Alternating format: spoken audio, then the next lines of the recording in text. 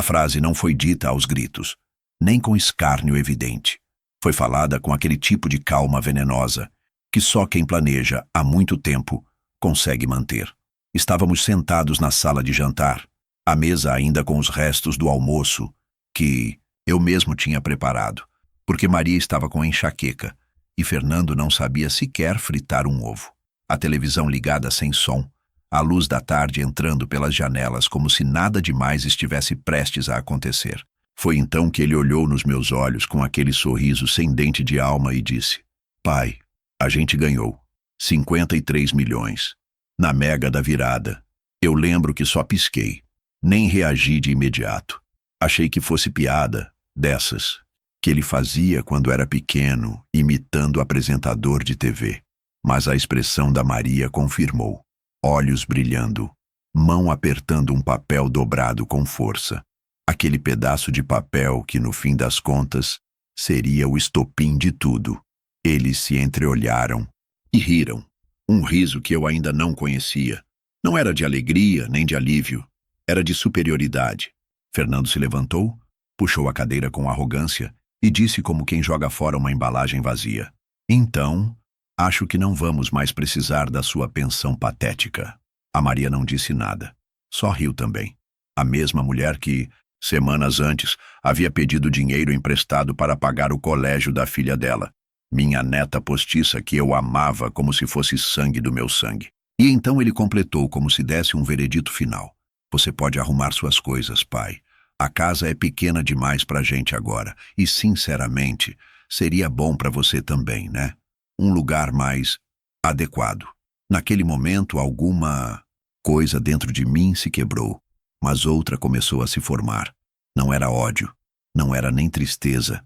Era uma espécie de vazio organizado, como se todo aquele silêncio que eu sempre carreguei, das noites em que trabalhei dobrado para dar teto ao meu filho, das vezes em que cedi meu quarto para que ele estudasse em paz, dos fins de semana, em que eu lavava o carro dele porque ele estava cansado, como se esse silêncio agora tivesse uma forma, um propósito. Eles achavam que eu ia implorar, achavam que eu ia dizer: "Mas filho, essa casa também é minha." Ou: "Mas eu não tenho para onde ir." Esperavam talvez lágrimas, súplicas, alguma reação que os colocasse ainda mais acima. Mas o que eles ouviram foi algo que não esperavam. Eu apenas ri. Um riso contido, seco, como quem já sabe de tudo. Antes mesmo que a cortina suba, Fernando franziu a testa. "O que foi?" ele perguntou. "Tá achando engraçado, pai?"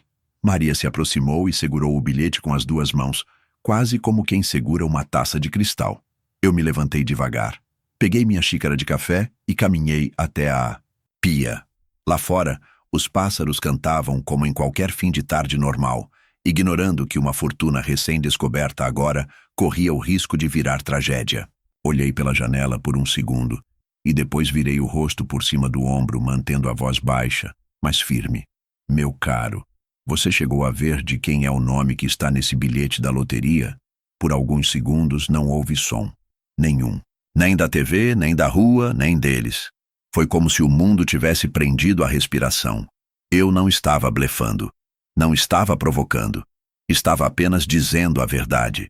O bilhete, aquele exato pedaço de papel que agora eles seguravam como um troféu, tinha meu nome. E só o meu. Porque fui eu quem comprou. Com meu CPF, com minha identidade. Na lotérica da esquina, enquanto pagava uma conta atrasada de luz. Uma aposta única. Sem esperança, sem planos. Eu não contei para ninguém. Só rasguei o canhoto e guardei. Foi um gesto automático. Uma superstição boba de ano novo. Eles viram a reportagem, conferiram os números, encontraram o bilhete e nem pensaram em verificar a titularidade. Porque para eles, eu era só o velho da pensão. O morador provisório. O peso que se carregava por obrigação. Fernando ficou pálido. Maria tentou disfarçar, dizendo que era tudo da família, que isso não importava agora, que o dinheiro era de todos nós. Eu apenas sorri. Um sorriso diferente do riso anterior. Esse vinha da memória. De todas as vezes que eu fui descartado, com palavras doces. De todos os "fica tranquilo, pai", quando o assunto era dívida. de todos os jantares em que eu fui o cozinheiro e o garçom, mas nunca o convidado de honra. Eu terminei de enxaguar a xícara e disse apenas: vocês têm razão. A casa é pequena demais. E é exatamente por isso que eu vou deixar vocês com bastante espaço para pensar no que fizeram. Subi para o quarto, peguei minha mochila velha e comecei a arrumar minhas coisas. Cada camisa dobrada era uma lembrança que eu deixava para trás. Mas dentro do bolso da mochila eu carregava algo muito mais importante: a cópia do bilhete. A original estava num envelope lacrado dentro do cofre do banco, e o meu nome estava lá, preto no branco.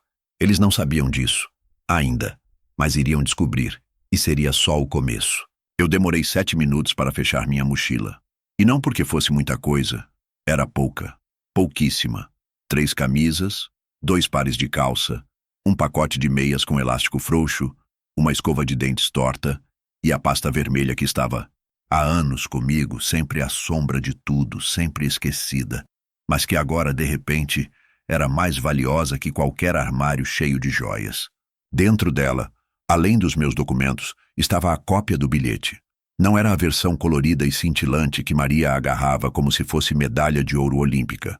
Era um papel comum, escaneado numa lan house, guardado entre comprovantes de aposentadoria e papéis de médicos. Mas naquele papel, num campo específico no canto inferior, estava o meu nome completo, meu CPF, minha assinatura.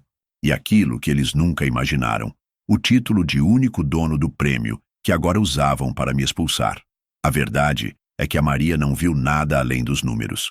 Como qualquer ambiciosa cega de arrogância, ela saltou direto do resultado da loteria para a conclusão de que o bilhete era deles. Talvez, na pressa de se sentirem ricos, tenham pensado que o universo lhes devia aquilo. Afinal, foi minha mão que tirou aquele pedaço de papel da carteira e deixou em cima do balcão da cozinha. Eu lembro perfeitamente. Voltei da lotérica no dia 30 de dezembro, com as contas pagas e o bilhete no bolso. Deixei sobre a mesa para secar enquanto tirava o tênis. E como ninguém ligava para meus papéis, ficou ali. Eles viram, pegaram, guardaram e, claro, assumiram que lhes pertencia. Mas nenhum deles perguntou: pai, isso aqui é seu? Porque para eles, tudo que era meu já era deles por extensão. Eu era o aposentado da casa, o encosto com coração mole. E coração mole é sinônimo de propriedade livre. Eu lembro da cena que veio quando terminei de arrumar a mochila. Desci devagar, com a coluna cansada e a mente afiada como navalha. Os dois estavam no sofá, olhos arregalados. O bilhete sobre a mesa de centro, Maria mordendo a unha, Fernando com o celular na mão, provavelmente pesquisando se o nome no canhoto podia mudar, se a assinatura tinha validade. Quando me viram, Fernando pigarreou como se estivesse prestes a fazer um discurso. Mas eu levantei a mão e pedi que poupassem o fôlego. Vocês dois já disseram tudo o que queriam. Só vim avisar que estou saindo. E antes que achem que vão sair por aí anunciando vitória, sugiro que olhem com mais calma o que seguram nas mãos. Apontei para o bilhete. Maria rebateu nervosa. Tá no nosso cofre. Foi a gente que guardou. Eu não respondi. Apenas me aproximei, tirei a pasta da mochila e, com o mesmo cuidado de quem serve a última xícara de café de uma garrafa térmica, coloquei a cópia sobre a mesa. Isso aí que vocês estão tratando como se fosse um ingresso para o paraíso. Tá, no meu nome. E no Brasil, quem ganha a loteria é quem aposta. E quem apostou fui eu. Sozinho. Ninguém dividiu a conta. Ninguém escolheu número. Ninguém sabia de nada. Eles ficaram imóveis. Maria, de repente, passou a mão nos cabelos. Fernando ficou vermelho. Mas, pai, a gente é família. Isso não faz diferença. É tudo nosso, do nosso lar. Aquela frase me fez sorrir com mais gosto que o café quente das manhãs. Porque aquele nosso lar não incluía mais o velho que fazia arroz, que consertava as dobradiças do portão, que pagava internet quando o salário do filho atrasava. Esse nosso lar, agora, era uma frase decorada de quem percebeu que a cadeira vazia tinha dono, e esse dono estava prestes a sair, levando mais que suas roupas. Antes de sair, olhei uma última vez para o bilhete original, agora sobre a mesa. A luz da sala refletia nas bordas do papel. Maria, com dedos trêmulos, passou os olhos por ele. como se fosse encontrar uma cláusula mágica que a transformasse em herdeira por afinidade.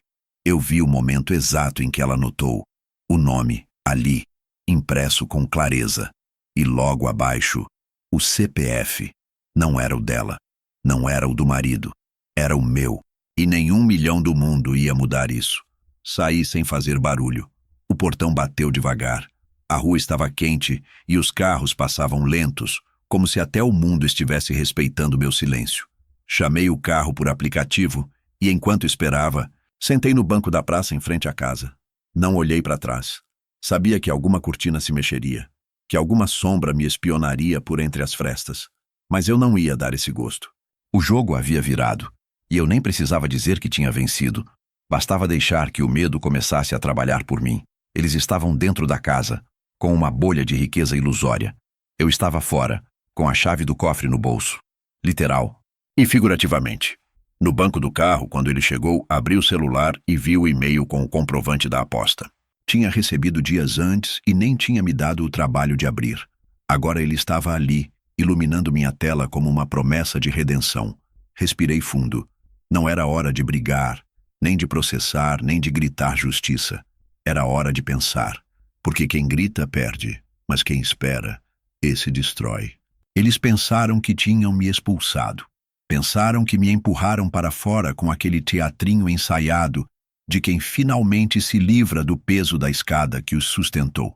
Mas a verdade é que naquele dia eu saí por vontade própria, com a mala arrumada, as costas eretas e o tipo de silêncio que ensurdece quem vive de barulho.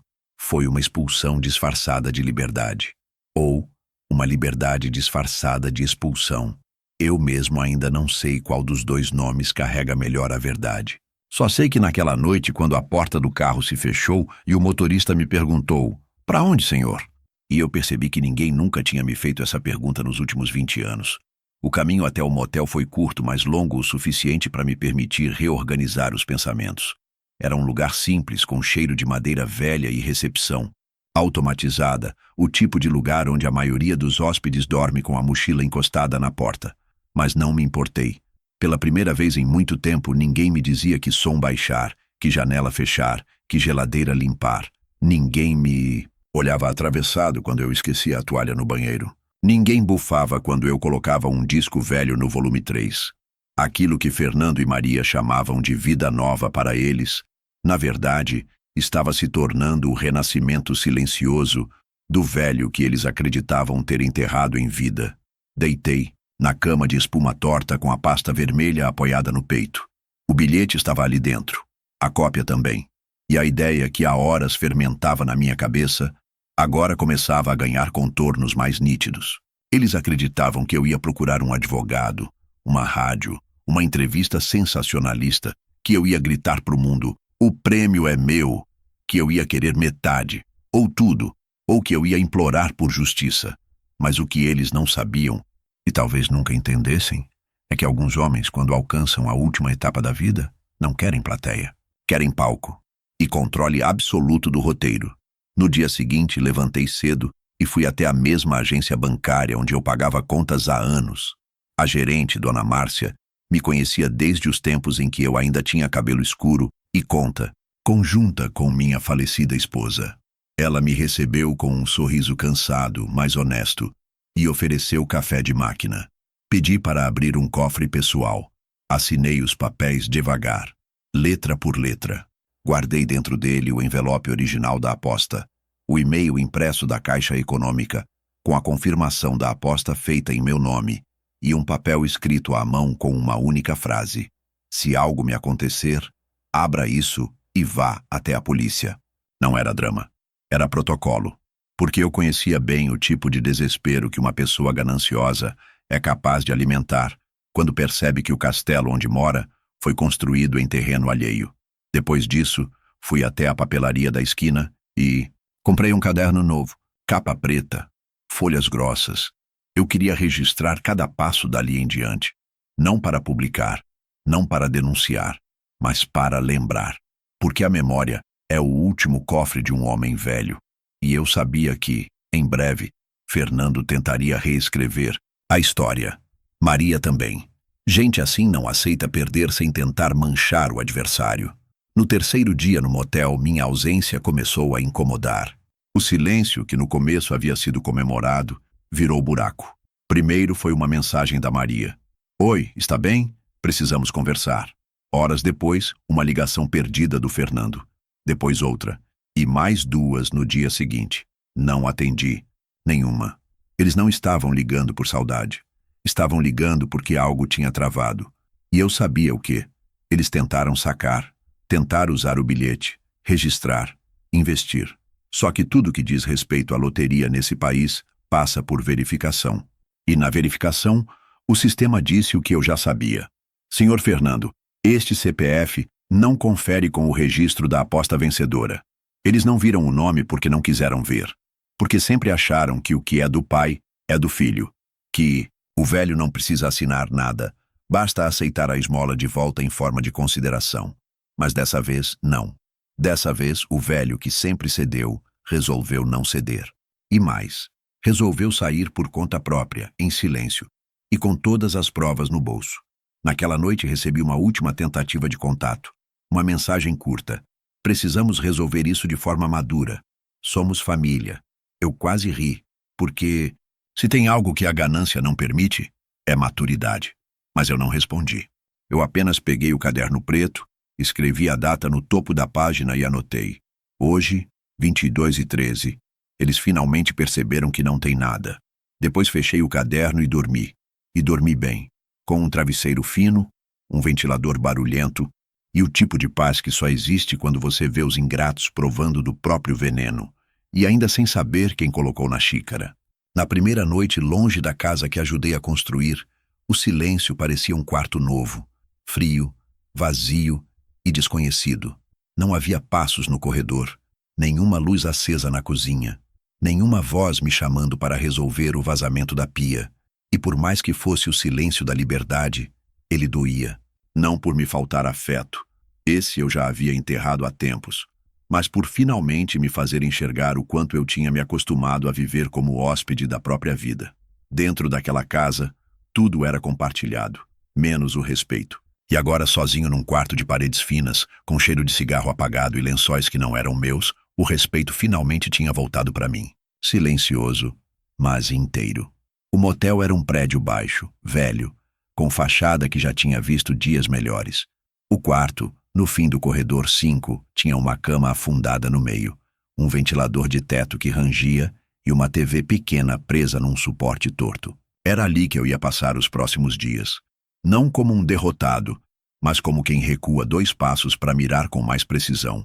E mesmo com a coluna doendo e a dignidade ainda reorganizando os ossos, eu sabia. Aquele não era um fim. Era o início do único capítulo da minha vida em que eu escreveria sem ninguém olhando por cima do meu ombro. Peguei minha pasta vermelha e abri sobre a escrivaninha manchada de café. Tirei o bilhete escaneado, o comprovante da aposta com meu nome e o número de protocolo.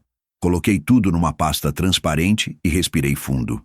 Tinha o suficiente para provar tudo. Mas eu não ia correr para o cartório, nem para a televisão, nem para a internet. O que eu tinha, ninguém podia tirar.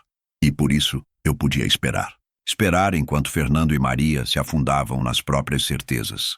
Liguei a TV, não pelo conteúdo, mas pelo som de fundo. O canal passava um reality show de gente rica reformando mansões. Sorri sem intenção. A ironia parecia me acompanhar. Com gosto. Abri o caderno preto e escrevi. Dia 1. Noite de paz desconfortável. A cama range, mas ninguém me olha com desdém. Depois fechei o caderno e encostei a cabeça no travesseiro. Fiquei ali, escutando o ventilador bater contra a lógica do tempo, como se me lembrasse que as horas agora eram minhas. Na manhã seguinte, fui até o mercadinho da esquina. Comprei pão de forma, margarina, café solúvel e um jornal. A moça do caixa sorriu com pena, daqueles sorrisos automáticos que a gente aprende a devolver com um bom dia seco. Voltei para o quarto com a sacola de plástico nas mãos e a mesma sensação no peito, estranhamento e liberdade. Preparei o café na garrafa térmica comunitária que ficava no corredor e comi sentado na beira da cama, olhando o jornal sem ler nada. O mundo seguia. As pessoas seguiam. E lá na casa onde me expulsaram, eu sabia que o caos começava a fermentar. No fim da tarde, recebi mais 2 ligações. Fernando. Depois Maria. Deixei tocar até cair. Pouco depois, chegou uma mensagem dele. Pai, precisamos falar sobre o bilhete. Estamos com tudo pronto. Só falta registrar. Aquilo me fez rir. Eles tinham tudo, menos a parte essencial, o nome, a titularidade, a aposta, o CPF certo. E ainda assim, falavam como se eu fosse o empecilho, o atraso no cronograma. De uma fortuna que só existia na cabeça deles. Escrevi no caderno. Dia 2. O desespero começou a bater. Eles ainda acham que mando em mim. Não aprenderam nada. Naquela noite me sentei na cadeira plástica do quarto e fiquei olhando meu reflexo na janela escura. Vi um homem velho, sim, mas vi também alguém que cansou de se curvar. Alguém que sustentou o filho na faculdade, que emprestou nome para carro e nunca cobrou 1 centavo. Alguém que ouviu calado quando a nora dizia: "O seu pai é meio lento, né?", achando que eu estava no banho. E agora, esse homem velho era o dono silencioso de 53 milhões. E ninguém sabia o que ele ia fazer com isso. Nem eu ainda. Mas sabia o que não ia fazer. Dividir com quem usou meu teto como palanque para me empurrar para o porão. No dia seguinte, quando fui ao caixa eletrônico sacar parte da aposentadoria, o funcionário do banco me reconheceu. Seu Alfredo sumido, hein? Tá tudo certo com o senhor? Eu sorri e respondi. Agora tá começando a ficar. E ele não entendeu. Ninguém entenderia ainda. Mas eu sabia que aquela era a primeira vez que respondi isso com sinceridade. Ao voltar para o quarto, encontrei um envelope empurrado por baixo da porta. Endereço rabiscado à mão. Abri com calma. Era um bilhete de Fernando deixado no balcão da recepção. Pai, me perdoa. A gente exagerou. Você é importante. Vamos conversar? Mas não tinha pedido de desculpas. Só manipulação.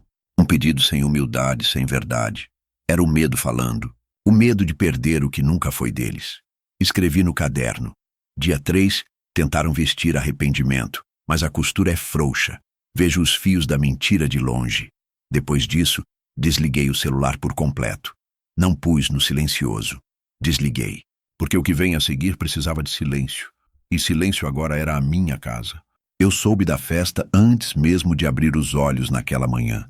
O celular, desligado há 2 dias, seguia como devia, quieto. Mas o mundo ao redor de Fernando e Maria não era tão silencioso assim. Um velho amigo do tempo do sindicato me mandou uma mensagem pelo WhatsApp que apareceu na notificação do tablet. Alfredo, é verdade que seu filho ficou milionário? Tô vendo aqui um convite espalhado pela cidade. Não respondi. Apenas abri o link que ele me enviou. Era um card digital. Animado, fundo dourado, letras brancas com borda cintilante. Jantar de celebração. Fernando e Maria, da luta à vitória. Venha brindar a nova fase com a gente. Embaixo, o local. Um restaurante caríssimo no centro da cidade. Traje formal. Entrada por confirmação. Deixei o tablet de lado. Por um segundo pensei se valia a pena rir. Mas nem isso me ocorreu. Era óbvio. Claro como o sol de janeiro. Eles ainda estavam encenando, ainda fingindo que o prêmio era deles, ainda tentando construir um castelo com as mãos sujas de pressa. Era um teatro completo com figurino, luzes, tapete vermelho e, claro, a plateia que a vaidade deles tanto exigia. Fui até a varanda minúscula do quarto e sentei com o caderno preto. Escrevi: Dia 4. Vão comemorar o que não tem. Convidei. O silêncio para assistir.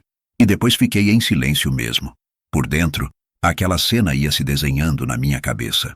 Eu já conhecia Maria o suficiente para saber que ela estaria com um vestido caro, alugado de última hora. Fernando provavelmente usaria o blazer azul marinho que nunca soube abotoar direito. E na entrada, haveria garçons distribuindo champanhe, fotos em backdrop com os dizeres Vida Nova e poses de mãos dadas fingindo gratidão. O mais curioso, eles conseguiram confirmar a reserva no restaurante. Como? Simples. Mentira, carisma e um fiador que não fazia ideia da bomba relógio que estava financiando. Um conhecido da Maria, provavelmente. Alguém que não sabia que o bilhete ainda estava em processo de validação, porque no banco da Caixa Enquanto eles brindavam com bebidas importadas, um processo de verificação tramitava com calma. E quem estava sendo contatado para validação? Eu. O CPF do bilhete. O único nome que constava. No dia seguinte à festa, a cidade inteira já comentava. O vídeo de entrada do casal viralizou entre os conhecidos. Maria desceu de um carro alugado, como se fosse estrela de novela. Fernando falava em investimentos, empresas futuras, projetos sociais. Cada palavra um tijolo na parede da mentira. Vi os vídeos em silêncio. De novo, não por vingança, mas por documentação. Peguei o caderno e anotei frases específicas, que ele disse ao microfone. Tudo o que temos agora foi fruto de perseverança. Minha família sempre acreditou em mim. A gente agora vai poder dar uma vida melhor para os nossos. Os nossos. Que bela expressão. Eu, o nosso, que eles chutaram da própria casa, com uma mala na mão e um nome ignorado num pedaço de papel, assistia tudo de um quarto com cheiro de mofo e paredes riscadas. Mas nem por um segundo me senti menor, porque naquele momento, quem de fato possuía algo era eu. Eles não tinham dinheiro, só delírio. Não tinham nome, só maquiagem. Não tinham futuro, só curtidas. À noite, recebi a confirmação da Caixa, por e-mail. O processo de validação estava na última etapa. Pediam uma declaração formal, com firma reconhecida, para autorizar o saque do prêmio. Era o passo final. Bastava um sim meu, mas eu não dei. Não ainda. Não porque eu quisesse torturá-los, mas porque eu sabia que o tempo era meu aliado agora. O tempo ia fazer o trabalho que nenhuma discussão jamais faria. Desmascarar os dois, diante de todos. No mesmo e-mail, havia uma observação que me fez sorrir. Em caso de questionamento por terceiros, é necessário a apresentação da aposta original e do documento de identidade do titular. Eles tinham a original, sim, o papel em si, mas não tinham o documento. E o sistema já sabia disso. Em breve, alguém do jurídico da Caixa bateria à porta deles, e eu podia imaginar a cena. Maria enrolando os cabelos, tentando explicar que foi engano. Fernando tentando intimidar o atendente com arrogância disfarçada de certeza. Tudo desmoronando enquanto o bilhete brilhava nas mãos erradas. Naquela noite, dormi com a janela aberta. O ventilador rangia, mas o vento entrava leve. Escrevi no caderno. Dia 5. Festa feita. Prêmio bloqueado. Vergonha em contagem regressiva. E dormi bem, porque enquanto eles celebravam a vitória de uma mentira, eu celebrava a firmeza da verdade.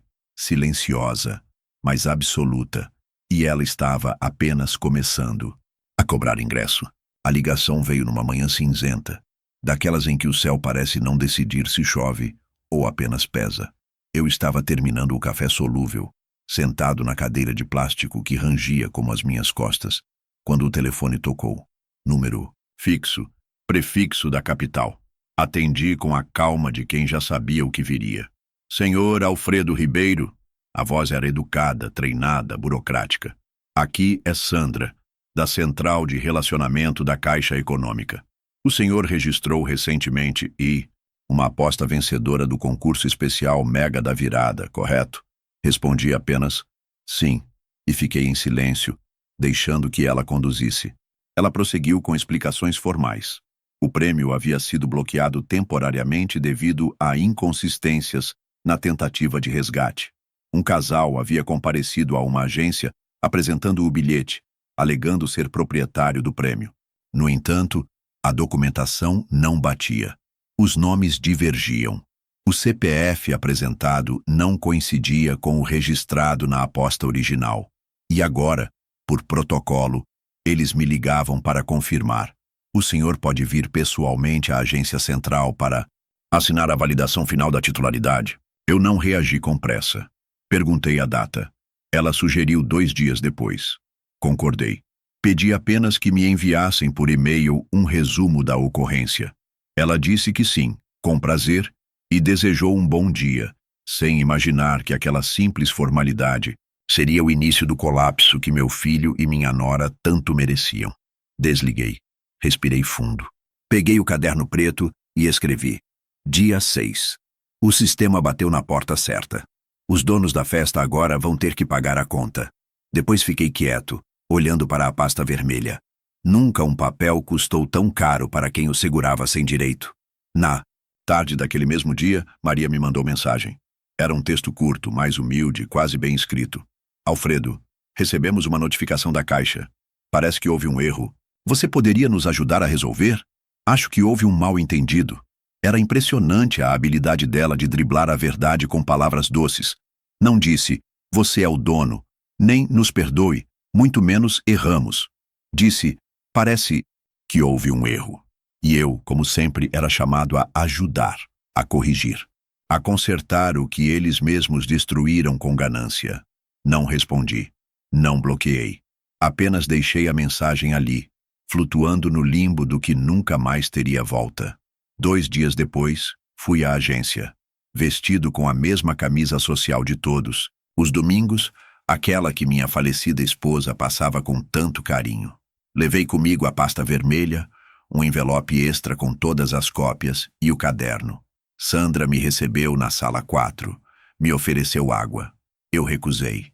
Ela deslizou os documentos pela mesa com a precisão de quem sabe que está diante do verdadeiro vencedor. É só assinar aqui, Sr. Alfredo. E aqui para liberar o depósito. O valor será transferido para a conta informada dentro de 48 horas úteis. Peguei a caneta, a mesma com a qual eu costumava assinar os boletos de Fernando. A mesma com a qual assinei o empréstimo que salvou o carro deles anos atrás. E agora, com ela, assinei o começo do fim daquela farsa toda. Sandra sorriu. Parabéns, senhor. Sua história é admirável. Eu apenas agradeci. E antes de sair, pedi que ela imprimisse uma cópia formal da ocorrência de tentativa de resgate, indevido. Ela hesitou por um instante, mas atendeu meu pedido. É seu direito, disse. Peguei a folha, dobrei com cuidado e guardei no envelope. Aquela seria minha peça-chave. O registro oficial de que alguém tentou tomar de mim o que nunca teve direito de tocar. Voltei ao motel com um passo mais firme. A gerente, Dona Lúcia, me olhou diferente. O senhor parece outro hoje, seu Alfredo. Vai sair? Respondi com um sorriso discreto. Em breve. Subi para o quarto, sentei na cadeira da varanda e escrevi no caderno. Dia 8. Assinei. Agora é questão de tempo até a festa deles virar lembrança de um filme ruim. No fim daquela tarde recebi outra. Mensagem do Fernando. Longa, desesperada, cheia de vírgulas e tentativas de fazer parecer que tudo foi um grande mal-entendido. Dizia que Maria não sabia que ele estava confuso, que só queria o melhor para todos. Chamava de família o mesmo homem que mandou embora com uma frase suja e ingrata. E finalizava com, pai, a gente só queria te fazer feliz. Eu ri, um riso calado, mais para dentro do que para fora. Porque quem quer fazer alguém feliz não começa dizendo, não precisamos mais da sua pensão patética. Vá morrer em outro lugar. Naquela noite não dormi. Não por preocupação, mas por vigília. Fiquei sentado, esperando o barulho da queda. Sabia que viria. Sabia que em algum momento, em alguma sala, alguém da Caixa ligaria para eles com a verdade. O bilhete está no nome de Alfredo. A titularidade é única. A tentativa de resgate foi registrada. E vocês não são nada além de nomes citados num relatório interno. A justiça, às vezes, não precisa ser buscada. Basta deixá-la vir sozinha, quando os mentirosos tropeçam nas próprias palavras. O primeiro a bater na porta do meu silêncio foi Fernando. Apareceu no motel 2 dias após eu ter assinado a liberação do prêmio. Não havia carro de luxo, nem sorriso de quem venceu. Chegou a pé, suando sob o sol das 4 da tarde, com a camisa social torta e os olhos fundos. A recepcionista avisou pelo interfone. Eu pedi que o deixasse subir, não porque eu queria vê-lo, mas porque o momento exigia que eu olhasse nos olhos de quem achava que dinheiro era sinônimo de controle. Bati 2 vezes na porta antes de abrir. Ele estava ali, parado, com um papel amassado na mão. Pai, a gente precisa conversar. Fiz que sim com a cabeça e o deixei entrar, mas não ofereci cadeira. Ele ficou de pé, como quem não sabe mais onde pertence. Olhou ao redor, como se tentasse medir o desconforto que me desejou semanas atrás. O quarto pequeno, a cama desarrumada, o ventilador barulhento, o cheiro de desinfetante barato. Você não precisava estar aqui, ele disse baixando o tom. A gente, se soubéssemos.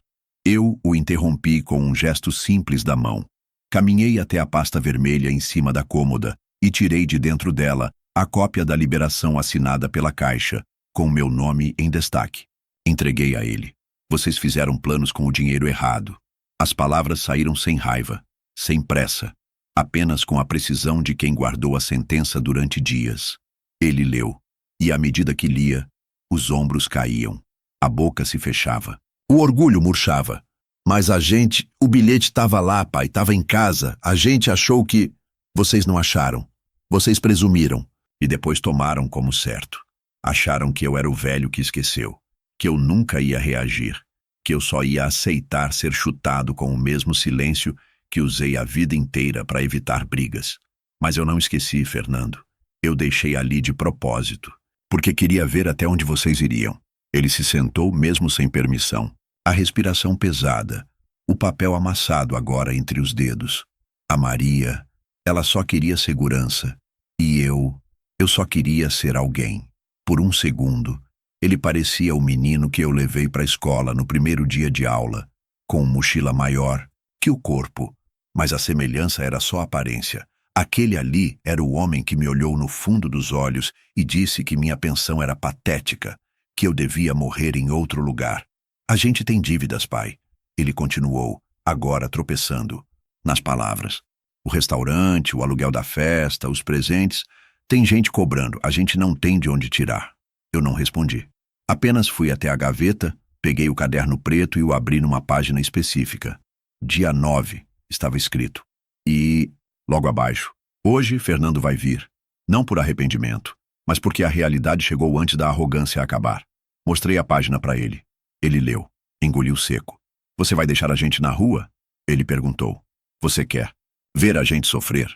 O peso da pergunta não estava no conteúdo, mas na inversão. De repente, o vilão da história era eu. O culpado era quem foi expulso. O destruidor era o traído. Eu não quero ver nada, Fernando, respondi. Eu só estou permitindo que vocês vejam o que eu vi. Só que eu vi por anos, em silêncio, de dentro da casa em que fui transformado em móvel velho. Ele levantou. Tentou manter a pose, mas as mãos tremiam. Você mudou, disse. Antes você era mole, agora tá frio. Eu ri. Um riso pequeno, sem dentes. Não mudei. Só parei de fingir que não via. Ele saiu, sem dizer tchau, esquecendo o papel na cadeira, deixando para trás o último resquício da ilusão de controle que pensou ter. No dia seguinte foi Maria quem tentou. Mandou mensagem, ligou. E por fim apareceu, não subiu. Esperou na calçada com óculos escuros e um vestido que não escondia a atenção. Senhor Alfredo, por favor, disse ao me ver descendo. Só um minuto. Assenti com a cabeça e caminhei até ela. Você venceu, tá bem? Você mostrou quem é o dono. Agora nos ajuda, por favor. Tem uma criança envolvida. Ela puxou a carta do emocional, mas nem mencionou desculpas. Só medo. Medo do que viria. Medo do que já estava acontecendo. A gente vai perder tudo, disse. Vão penhorar nossas coisas, vão expor a gente. Eu a olhei por um segundo. Vocês se expuseram sozinhos. Fizeram uma festa para isso. Ela não respondeu. A boca trincada. As mãos juntas, implorando sem dobrar os joelhos. Não tem nada que a gente possa fazer? Respondi com calma. Claro que tem. Recomeçar. Mas recomeçar sem mentira. E longe de mim. Voltei para o quarto. Fechei a porta. Devagar. Sentei na cama. Peguei o caderno. Dia 10. O confronto aconteceu. Sem gritos. Sem lágrimas. Só verdades. Quem vive de aparência nunca sabe o que fazer quando a verdade chega vestida de silêncio. Naquela noite, dormi com a pasta vermelha debaixo do travesseiro. Não por medo, mas por simbolismo. Era a última vez que eu precisava lembrar a mim mesmo de que a justiça tinha, de fato, um nome. E o nome era o meu. A primeira rachadura visível aconteceu no sábado, às 10h17 da manhã, quando a página da academia onde Fernando fazia parte do conselho postou um story discreto com fundo cinza. Por razões internas, o jantar beneficente de fevereiro está cancelado. Ninguém comentou, ninguém compartilhou. mas bastou isso para que os mais atentos percebessem que havia algo fora do script. No mesmo dia, uma amiga da Maria, dessas que não perdem a chance de se pendurar na fama alheia, postou uma foto antiga das duas com a legenda: "Algumas pessoas não são quem dizem ser. O tempo mostra tudo." E marcou ela. Em público. Eu não precisei fazer nada. A engrenagem já estava rodando. As mensagens que antes vinham de Fernando e Maria tentando recuperar terreno, agora vinham de fora. De gente querendo entender o que, afinal, estava acontecendo. Uma prima distante me mandou um áudio de 3 minutos completamente confusa. "Alfredo, eles disseram que você sumiu, que você não quis assinar nada, que você surtou. Mas eu vi o seu nome na matéria do banco. Saiu uma nota na imprensa. Local. Tá tudo bem com você?" Eu não respondi. Nem confirmei, nem neguei. Porque o estrago que precisa de defesa não é meu. É deles. Na segunda-feira, o Jornal da Cidade publicou uma coluna discreta, mas firme. "Prêmio da Mega pode gerar disputa judicial entre familiares. Alerta especialista." A matéria não citava nomes, mas incluía uma frase que eu mesmo disse. A repórter por e-mail, com autorização para uso: "A verdade se sustenta sozinha. A mentira precisa de enfeite." Aquela frase virou rodapé do artigo. No grupo de WhatsApp da rua onde morei por 20 anos, começaram as teorias. Algumas absurdas, outras perigosamente próximas da realidade. Acho que o Alfredo foi enganado. Ou será que ele enganou o filho? Mas eu vi o vídeo da festa. Eles falaram que iam doar parte do prêmio. E assim, o tombo começou a acontecer. Não com sirenes, nem com escândalo, mas com erosão lenta da imagem que eles mesmos criaram. Porque o que é construído sobre orgulho e mentira não precisa de força externa para cair. Basta o tempo. E o tempo agora estava do meu lado. Na terça, vi algo que me fez pausar. Era um vídeo de uma influenciadora regional, dessas que comentam assuntos locais com cara de fofoca chique. Ela dizia: "Gente, e esse casal que fez festa de loteria, distribuiu convite com foto dourada e agora está sendo investigado por apropriação indevida? O CPF da aposta era do sogro e eles esconderam isso. Sabe o que é pior? Tiraram o homem de casa. Isso tá saindo em tudo quanto é grupo." A legenda do vídeo era: "Golpe do bilhete premiado." Nesse ponto, eu parei de anotar no caderno por um instante. Olhei pela janela do quarto, vi o céu limpo e pensei: não era isso que eu queria. Nunca foi vingança. Eu só queria paz. Só queria respeito. Só queria não ser tratado como peso descartável. Mas se para isso o mundo precisava ver o teatro desmontado, que visse. Nos dias que se seguiram, os pedidos de desculpas foram virando súplicas mal disfarçadas. Maria deixou uma carta na portaria do motel. 3 páginas escritas à mão, com frases como: "Nós não sabíamos o que estávamos fazendo." A empolgação falou mais alto. "Você é parte de nós, mesmo que a gente não tenha demonstrado direito." Eu li cada linha com a precisão de um juiz. Não vi culpa, vi medo. Medo de perder status, de perder acesso, de perder controle. No fim da carta, ela pedia apenas uma coisa: nos ajude a resolver isso de forma digna. Nos ajude a não passar vergonha. E foi aí que entendi. Não era sobre o dinheiro. Nunca foi. Era sobre aparência. Sempre foi. E agora que a aparência deles se desfazia, eu percebia algo curioso. Eles estavam tão acostumados a parecer alguma coisa que não sabiam mais quem eram quando a máscara caía. Na quinta-feira, Fernando me ligou de um número novo. Atendi por instinto. Do outro lado, ele respirava com dificuldade. "Pai, a Caixa nos notificou oficialmente.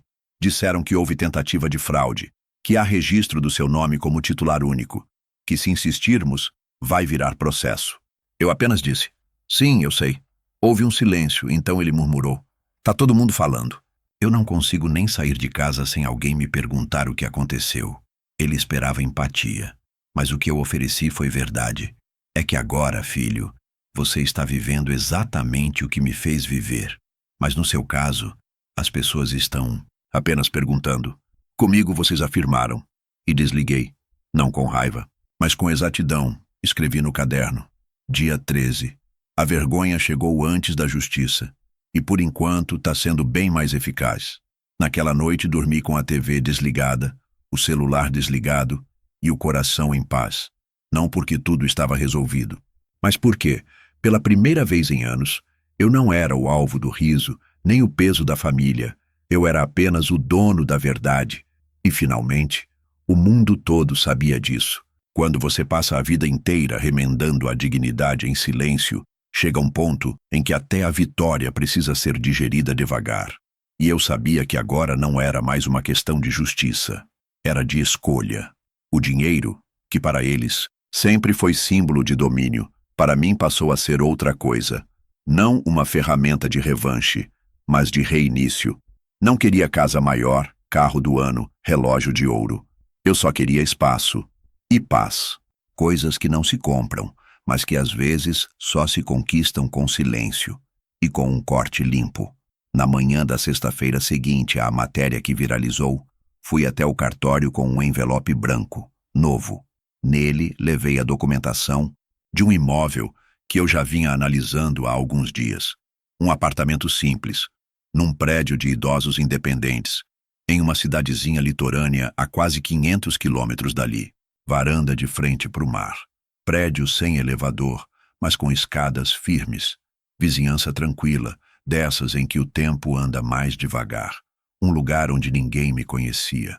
Onde eu não seria o pai do ganhador da Mega, ou o velho que foi expulso da própria casa. Lá, eu seria só o seu Alfredo. O novo morador do 204. Assinei os documentos com calma.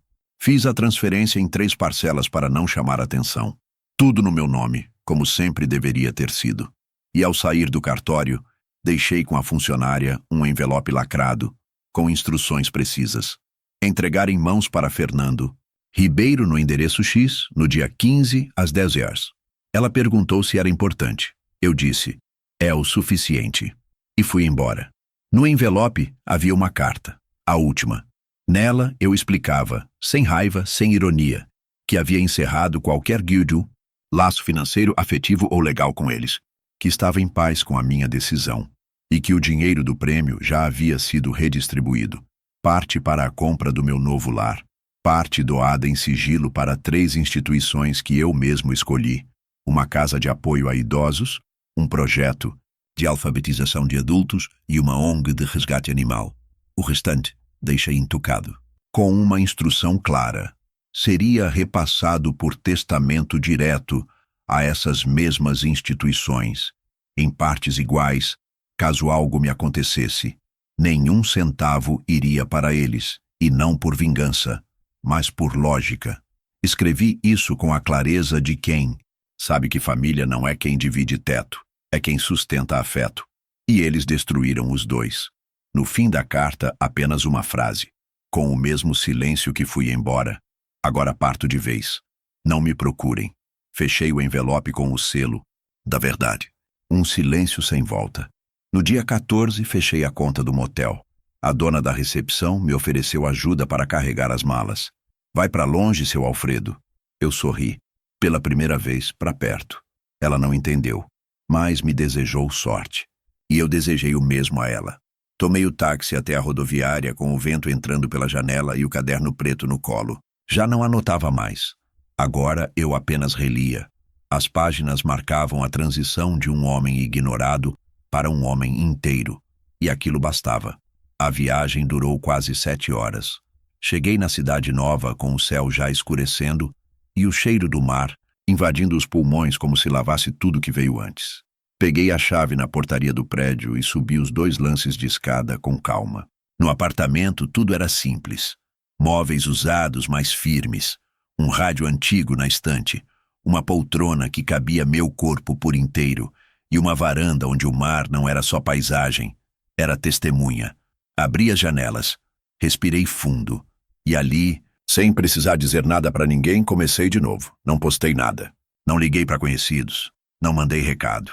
Porque quem foi exposto como vilão, quando tudo era aparência, agora tinha o direito de viver como herói anônimo. E era isso que eu queria. Não a glória, mas o anonimato com dignidade.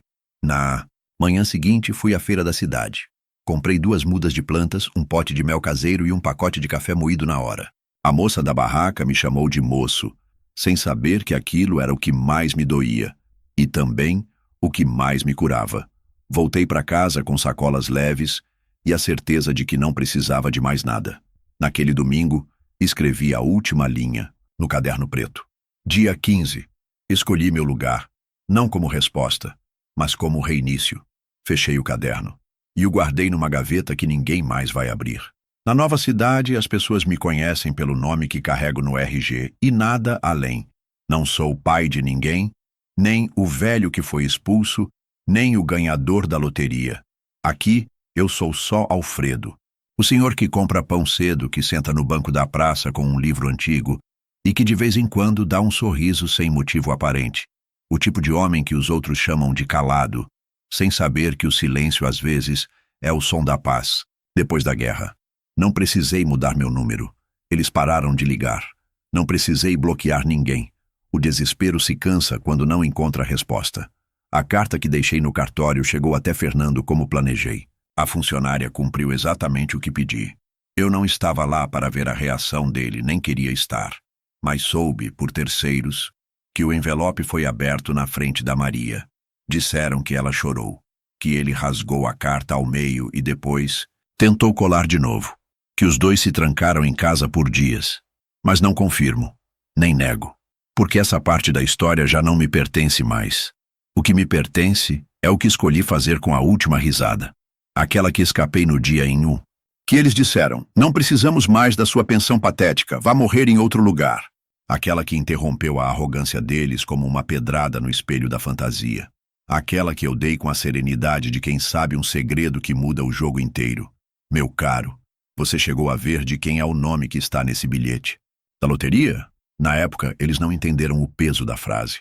Hoje, sei que ela ecoa na cabeça deles como um sussurro eterno. Porque o dinheiro se foi, não para eles, mas para algo maior. E o mais importante, o controle, que sempre acharam que tinham, nunca foi deles. Foi meu, o tempo todo. Silencioso, invisível, firme. Essa frase virou meu escudo, minha assinatura, meu epitáfio emocional. Às vezes, sento na varanda do apartamento e a repito baixinho, como quem conta uma história para ninguém. Você chegou a ver de quem é o nome, Fernando? E sorrio, não como quem venceu uma disputa, mas como quem escapou de um naufrágio com a dignidade intacta e ainda puxou o colete salva-vidas de volta antes de ir embora. Com o prêmio, fiz o que muitos não entenderiam. Não comprei luxo, não fiz viagens, não construí mansões. Distribuí, silenciosamente, como um homem que já teve que contar moedas na fila do posto de saúde e sabe o que significa viver à margem, mesmo com o nome de pai na conta de luz da casa. O meu dinheiro agora é tijolo na casa de outro idoso. É comida no prato de quem não tem filho para ajudar. É vacina no braço de um cão de rua. E eu nunca estive tão leve. Fernando e Maria, não sei onde estão.